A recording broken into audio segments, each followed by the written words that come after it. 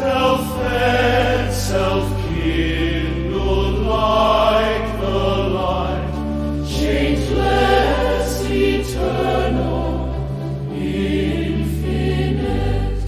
Oh, heavenly love, how precious still, in days of weariness and ill, in nights of pain and helplessness, to heal, to comfort, and to bless.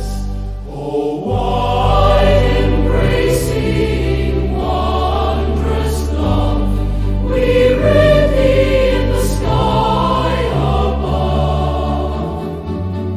We read thee in the earth below, in seas that swell and streams that flow.